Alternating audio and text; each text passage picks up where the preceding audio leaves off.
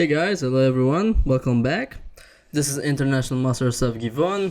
It's good to see you all back. So in this video, I'm going to show a game of Magnus Carlsen versus Fabiano Caruana. I'm showing this game in order to kind of celebrate their current match, which takes place in London. And in the other video I did about this match, I showed a game where actually Carlsen prevailed and won the game and showed his abilities. I will mention again that in my opinion, Carlsen's strength is, of course, he's a very universal player who can play very well in any kind of position. But I think his main power over his rivals is the ability to, let's say, slowly outplay them over time, create a lot of problems for them, make moves which will be uncomfortable for their opponents to face, for his opponent to face, and so on. And Caruana, in this game, I'm going to show actually he is very positive, or let's say his main strength in this game that I will present right now. So Caruana for me is a player who is much more scientific in his approach to chess. He's studying a lot of chess openings. During his game, he calculates a lot. He wants to really make sure that he's doing all of the absolute best moves. He's very, maybe even in a way, actually, kind of always tries to find, not even satisfied with the second best move. So he's in this game, actually he basically is going to prevail in a very sharp fight against Carlsen. So the game started with e4, Carlsen playing with the white pieces, Caruana playing with the black pieces. I also wanted to mention that this game is actually one of the most famous encounters between Carlsen and Caruana. This was taking place for the Sinquefield Cup of 2014, Caruana's most famous tournament of all time. In that tournament he scored, if I'm not mistaken, 7 points out of 9 games, which is maybe even 8 out of 9. I'm not even sure right now. I just remember for sure that this was, yes, it was 8 out of 9. He won the 7 first games and then drew the last 2 games. This was the all-time best performance of a chess player in a single tournament of Caruana. So he was playing with the black pieces. Caruana, he started with e5, his beloved move, and I think basically everybody these days, all of the top players, many of them prefer the move e5 over some other openings. And Carlsen, in his attempt to actually go astray from mainline theory, because Caruana is really very much well known for his good opening preparations. So Carlsen probably didn't really felt like playing mainline Ruy Lopez or Italian in this game. He actually went for the bishop's opening with the move bishop c4. Pretty rare choice at this point at the very highest levels, but at the same time a very playable move. Caruana played knight to f6, hitting the pawn on e4. Carlsen played pawn to d3. And now there are a couple of good moves that black can try, but Caruana chose the move c6, which is one of the possible moves in this position, preparing the advance in the center of the pawn on d5. Carlsen now developed his knight to f3, hitting the black pawn on e5. Caruana played pawn to d5, continuing his plan, gaining a tempo against the white bishop, and the bishop retreated to b3. Now at this point, it would be actually a very bad idea for black to capture this pawn on e4, and actually not because of knight takes e5, which might seem like a very tempting move, hitting the pawn on f7, just to realize that black is now winning because of this little check, winning the white knight on e5. But the move d takes e4 is bad because of the move knight g5 rather, hitting the pawn on f7, and black really doesn't have any satisfactory way of defending that pawn. So at this point, Caruana could very well just play the move bishop d6 to protect the pawn on e5, but he chose to play this little intermediate move bishop before check, provoking the move pawn to c3, and only then he went back to d6, depriving white the option of developing his knight into c3. So a little subtlety there. White played bishop to g5, pinning the black knight, and at this point the pawn on d5 of blacks is really under some severe pressure, so Caruana decided to take on e4 finally and play the move h6, using the fact that white basically has to maintain the pin against the knight on f6, because otherwise the pawn on e4 would hang. So Carlsen played the move bishop to h4, and at this point Caruana could just castle short, which would be, let's say, a fairly obvious move, but he chose to keep it flexible and play queen to e7, preparing the move knight to d7. As if black would play knight d7 immediately, it would hang his bishop on d6. So queen e7, knight d2, knight d7. So each side he's developing his knights and trying to get them into a better squares. You might see that the knight on d7 is a pretty flexible piece. It can get to c5 as well, to f8. So at this point, Carlsen probably feeling slightly uncomfortable because at this point, if he chooses to just castle short, I think that the reason he did not really do it is because, amongst others, black can even consider playing very aggressive chess with moves like pawn to g5, bishop g3, and then pawn to h5, either right now or in some other moves, using the fact that black did not actually commit himself to castling short and threatening pawn to h4. So maybe white just was slightly afraid of this, so he played bishop to g3, putting some pressure on the pawn on e5. So with a combination of the move knight c4, this could be useful. So at this point, black played this little prophylactic move bishop to c7, just getting out of some potential attacks by this knight. And at this point, white castled, because now the move g5 is not anymore coming with a gain of tempo, so black would not have the same type of initiative that he could have before. But Caruana kind of seized the chance to gain the advantage of the two bishops by the move knight to h5. So at this point, I think Carlsen kind of started getting a little bit worried that his position could already become worse, let's say just statically worse, if black can just take that bishop on g3 and castle and so on. So he decided to play in a very, very ambitious and unbalanced way. He played a move pawn to h3, trying to safeguard the bishop by the square on h2, inviting black to actually take it, and then recapturing with the f pawn and opening up this f file, which could be quite useful with a combination of the bishop on b3.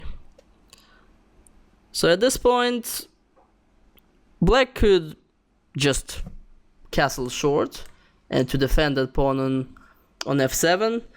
But once again, Caruana really shows his character here and goes for a much more principled move, knight to c5, trying to perhaps eliminate also the other bishop on b3. If black manages to also take the other bishop, I think white's position would be just very bad, because black would have two bishops versus two knights. White's structure would be bad, so it's basically unacceptable for white. But Carlsen, after thinking for some time, decided that since his position is strategically could potentially be very bad strategically, he decided to go kind of all in and sacrifice his bishop on f7, as he basically seen no other good options.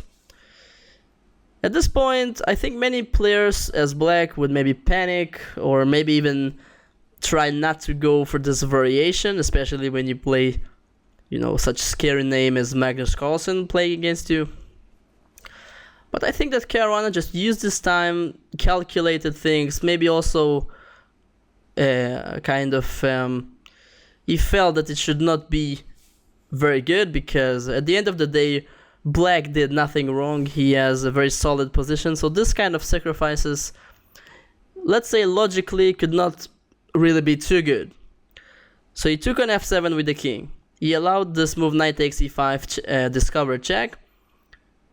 So Black has to play king g8 at this point. So if you would just choose to come back on e8, it would be pretty bad, because it will allow the white queen to join the attack with queen h5. So queen g8 is forced. So white was pretty much counting on this move knight g6 in advance when he went for this variation, forking the queen and the rook. Black played queen to g5. This whole variation is pretty much forced. Rook f8 check.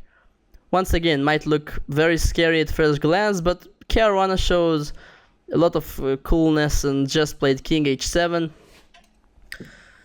There's basically a lot of chaos going on at the moment on the board. If white just takes the rook on h8 with the rook, king takes the knight, once again it might look at the first glance very risky position for Black with his king being on g6, but in reality there is not even a single check that white can actually do here for white. And actually, if anything, it is Black who has a very strong attack here thanks to all of his pieces looking towards the white kings. The queen might join the attack via the very weak dark squares. So Carlsen chose to take the rook with the knight, using the fact that the rook on f8 is guarding that knight.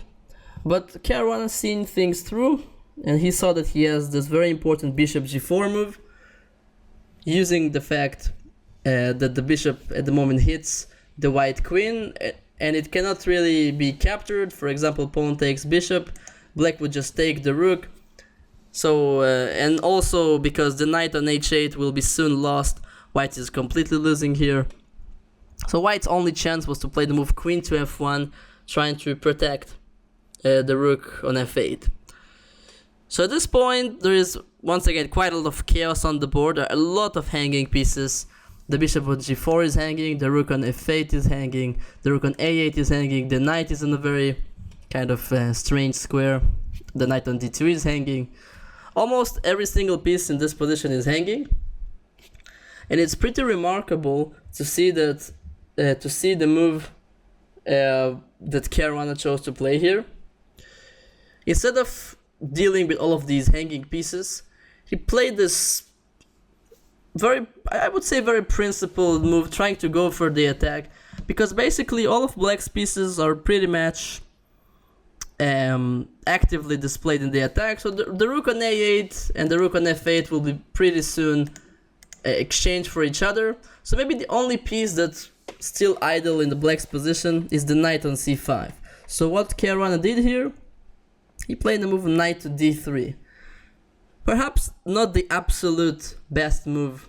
If you, for example, I'm sure that if any of you will consult the engine and let's say study this position very deeply with the engine, you might find more precise ways to continue than this move. But at the same time, I feel that from a human perspective, this move is very, very good. First of all, it's setting a lot of traps, a lot of ideas to attack the white king connected to the move queen e3. So for example, if white just is choosing to just take the black rook on a8, so at the moment white is a full rook up, but he's completely helpless against black's attack here. Black has all of his pieces participating in the attack, so queen e3 check, then for example king h1, knight f2 check. At this point, white is dead lost because he cannot even, he probably has to give up his queen in order not to get under severe attack. So white really had a lot of options here, but he chose the fairly natural move queen takes knight, but this allowed black to take the white rook on f8, and after pawn takes bishop. So for many players it would be automatic to just capture this knight on h8, but once again Caruana shows a lot of coolness and a lot of precision here, and he understands that the knight on h8 is actually not really going anywhere. So at the moment, actually, white does hold an advantage of probably a piece and 2 pawns, but this is all going to change very, very soon. Black started collecting pawns on the king side. Knight to f3, queen takes g3. Not only collecting pawns actually, but also activating his queen, already creating some ideas to attack the white queen, the white king. I'm sorry. e5 check, king takes h8. So the position in the last couple of moves pretty much stabilized. There is now material equality on the board, and white might, let's say, put his money on this pawn on e5, which might be pretty strong, maybe in the end game. But the truth is that the difference between the white king and the black king is just too big, and in reality, white's position is actually pretty difficult here. So also the fact that black has the bishop versus white's knight increases his advantage. The bishop is doing much better than the knights in this kind of position where the game is much more open in his nature. White played e6, counting on his passed pawn. Black played bishop b6 check, king h1. Black played queen g4. A very sensible move, first of all attacking the pawn on e6, but also creating some ideas to check the white king on h5, and it's even becoming increasingly difficult to parry such easy threats like queen h5. That's why white played the move queen to d6, defending that pawn while attacking the black rook on f8. But this actually allowed black, it gave black just enough time to activate his rook to the attack. He played a very nice maneuver here, rook to d8, the tempo against the white king, queen to e5, and rook to d5.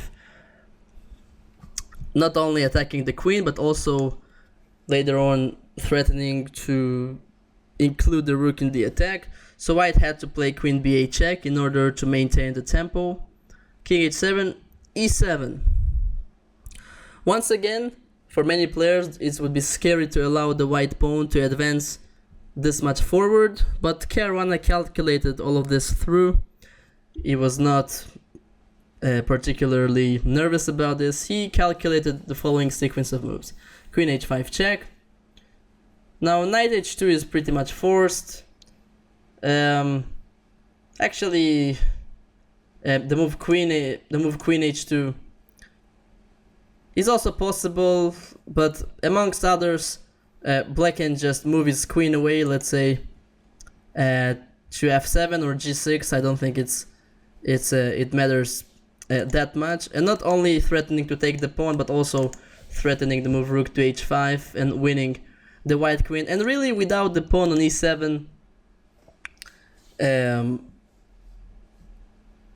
white has no hope. Also queen e8 is possible. So he played knight h2, probably missing, already being in time trouble. Carlsen already kind of maybe missed the fact that black has the move rook d1 check, and after rook takes d1, queen takes d1. The only legal move that is left for white is knight to f1. And after queen takes f1, king h2, maybe Carlsen was counting about we're kind of hoping that the white pawn on e7 will soon promote once black will run out of checks. But once again, Caruana seen things through, played the very precise move queen to g1 check, and white resigned, as any of his moves, king h3 or king to g3, would be met with queen e3 check, followed by queen takes e7, and once the pawn on e7, white is just left with a decisive material disadvantage. He saw no point in continuing the game. So, as you can see in this game, Caruana showed a lot of character in this game. He always went for the principal moves, even kind of allowing Carlsen moves which might seem scary in first glance, but he calculated everything through. he was making sure that he could go for these variations without being too much afraid. And this is really the power of Caruana. Is very strong in calculation, very strong in positions where he can actually kind of out calculate his opponent in some very complicated positions. And he's playing very principled. He's not afraid of going for some very sharp or very complicated positions. He just knows that he can kind of calculate everything through and make sure that he's kind of not going to make any, even in a very complicated position, he can be able to kind of manage through it. So really hope you enjoyed this game by Carlsen versus Caruana. Today we have seen a game where actually Caruana prevailed and won. And so I hope for us that this match would actually kind of match the predictions of being a very interesting match between two of the probably two greatest players that the world has to offer today. Should be interesting. Let's keep on following. So thank you guys for watching, and I see you guys in the next videos. See you guys. Bye bye.